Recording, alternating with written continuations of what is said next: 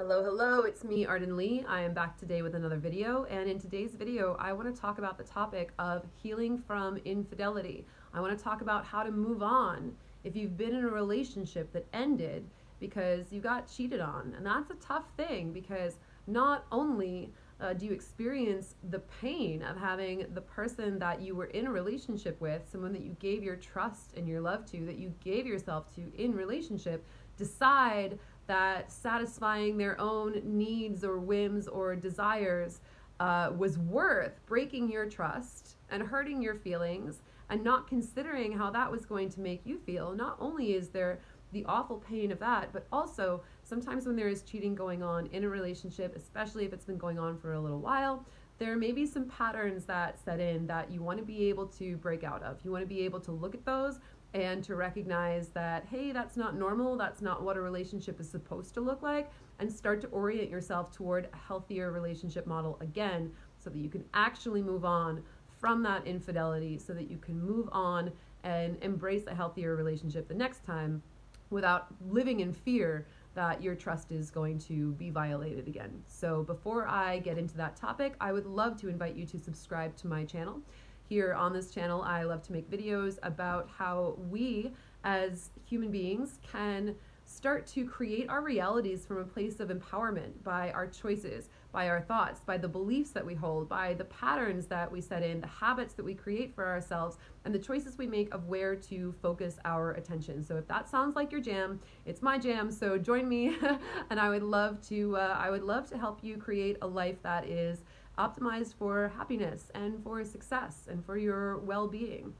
And if you have any topics in mind that you would love to see me present on, leave that in the comments. And I always read them, always check them when I can. So leave that in the comments for me. And if it's something that I feel qualified to speak on, I would love to make that video for you and answer that question for you. So do stay connected, stay in touch, like, subscribe, the whole 9 yards. You know the deal. So let's talk about what happens when a relationship ends and you've been cheated on. First of all, the most important thing I feel in moving on from a relationship where there was infidelity is accepting the fact that you wouldn't want to be in that relationship with that person, even though you may have felt so much love and so much desire for them, even though you may have really been in love with this person with your own heart, with your own open-hearted and loving nature, and you may have really fallen in love with them. I want to encourage you to start looking at that as, to start looking at them as someone who's not a desirable partner to be in a relationship. Because first and foremost, you deserve a partner who knows how to be in a relationship with you. And don't cheat on your relationship agreements is like relationships 101. So no matter how much bonding or desire or affection you may have felt for this person and how much you want to mourn the loss of them in your life, of course you're going to go through stages of grief. Of course you're going to go through a mourning process. But what I really want to encourage you to do is that whenever you start to miss them or want them back, just remember, you deserve a partner who knows the very basics, hopefully the advanced settings too, but at the very least, a partner who knows the basics of how to be in a relationship. And if someone is in a relationship with you and they cheated on you, what they're telling you right away is that they're not worthy of being in a relationship with you because they can't even keep their promises. They can't even keep their word. I often think of this and I'm like, if someone decided to break up with me and, because they wanted to be with someone else or whatever, that would be really difficult. That would be painful for sure, but at least they would still be in their integrity. And I'd be like, man, it sucks that this didn't work out. Like, it sucks that we weren't a match. I really like this person, whatever.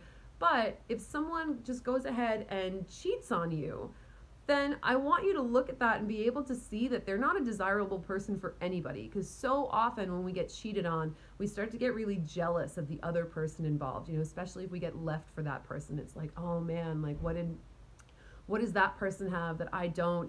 What was that spark of attraction that happened there? What are they seeing in that person that that they're not seeing in me. And we start to, because our brains love to feel that if we can just control things, then we can prevent our abandonment, right? If we can just like be in control of of how valuable we are, right? Then like, well, if I had all the qualities that that person had, then I wouldn't have gotten cheated on, right? So I remember, I got left by a guy, and one of the first things I did was I was looking at someone that I knew that he had been in a relationship with and was still pining over or whatever, and I was like, how do I be more like that person? Like if I was more like her, then he wouldn't have left me or whatever.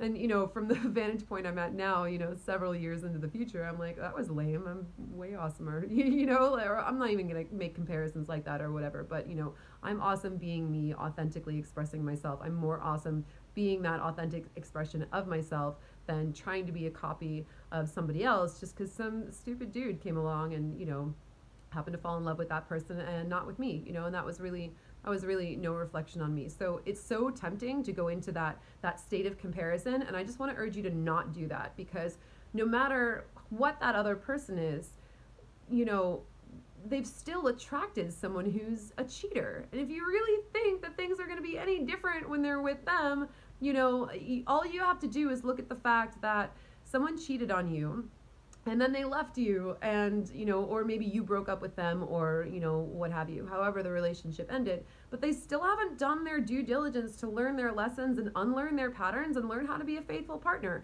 So even if they are with that person, regardless of whether actual physical cheating happens in their relationship or not, you should know that that person is not someone that you want to be with. You don't want to be with someone who is okay with cheating on someone, no matter who they are, because if someone doesn't want to be in that relationship, the thing that they can do at the very least to have integrity about is say like, hey, I'm going to end this relationship responsibly before I act outside of my integrity and I go start seeing another person. So if they can't do that for you, they are not worth it. They're absolutely not worth it. That's not the kind of person that you want to be with. So don't put them up on that pedestal and start comparing yourself to the other person and start thinking like, how can I be better, right?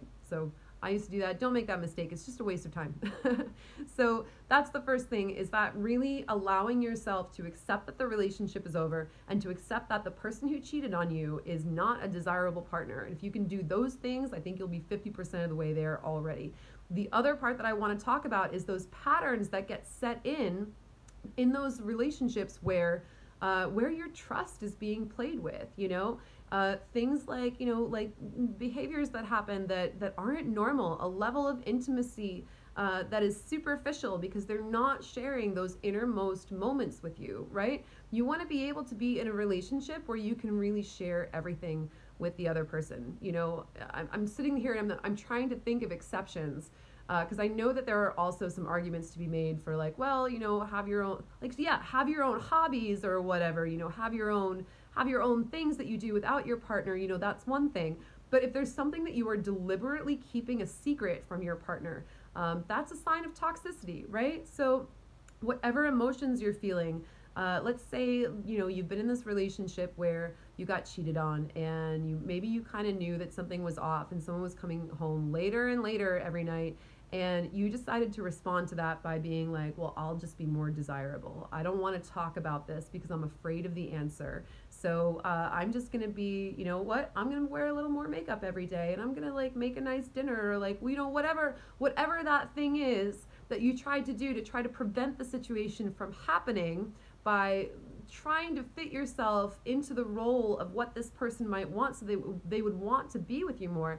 Those patterns start to set in, and those are patterns that you can take into another relationship with you, instead of just having like saying the thing and having the talk, sitting down and saying, hey, you've been coming home later and later, and we're not having as much sexual intimacy anymore, and you seem like you're drifting. Like, what is going on? Is there an issue? Is it something that I can help with? Does it have something to do with me and our relationship? Is it unrelated? Is this something that we want to seek some professional help for? And someone who is going to be a good partner with you. I said this in a video that that I just made before this one. Whether, I don't know if it's on the channel or not, but but essentially, if you have a relationship where you are too frightened to rock the boat in order to bring up a conversation about your needs and your boundaries and your emotions and your expectations and the things that you're feeling and the things that are happening in the relationship and your observations and your feelings around those observations. If you feel like it's not a safe space for you to talk about that, you're not in the right relationship. So no matter how much you bend and contort yourself to be more desirable and more pleasing, I guarantee you that's just, it's a never ending, like you're just never gonna get there. You know, you're like the dog with the keys in Pirates of the Caribbean. It's just never going to happen. It's, trust me, I've tried.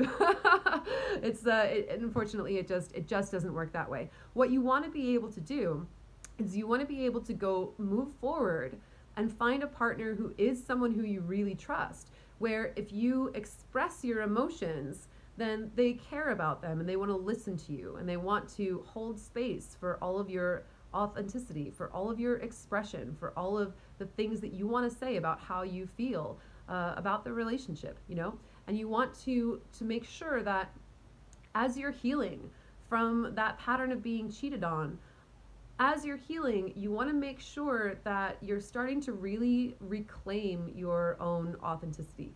You know, all of those things, all the ways that you may have tried to be more pleasing, all the ways that you may have ignored or kind of swept under the rug if someone was not being present with you, right? Presence is really, in my opinion right now, I'm starting to really believe that presence is one of the most important qualities in a relationship, for people to be able to really drop in with each other in the moment and to communicate and say, hey, how are we feeling right now? How is this going? Do you have any feedback for me? How are you feeling about things? You know, what's your favorite thing about this relationship? What's something that you think could be a little bit better? You know, what's something that we're not doing right now that maybe we should be doing, that we could be doing, that would make it even more fun, right? These are the kind of questions that you can ask, the kind of discussions that you can have with a partner who really cares about you and wants a relationship to be fruitful for you. So those are some of the ways to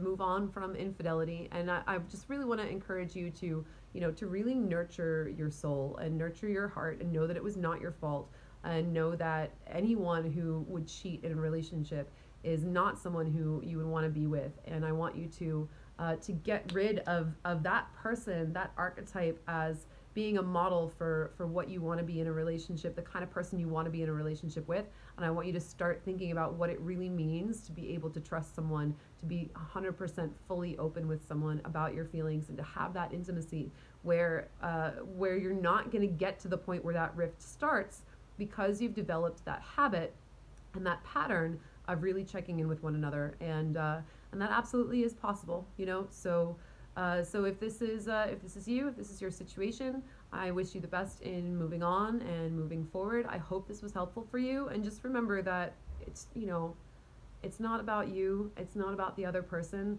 Relationships are always an inside job. And if someone's a cheater, they've got stuff that they've got to work on before they are ready to be in a relationship with someone. And there was nothing that you could have done differently. I promise you that, because if there was, they would have told you so with integrity, and they would have tried to make it work before they just went and gave up. It's pretty, you know, or gave up or tried to get something on the side. Either way, it's super immature, and you don't want to be with someone like that. So thank you for listening. I hope this was helpful. I'll see you in the next video.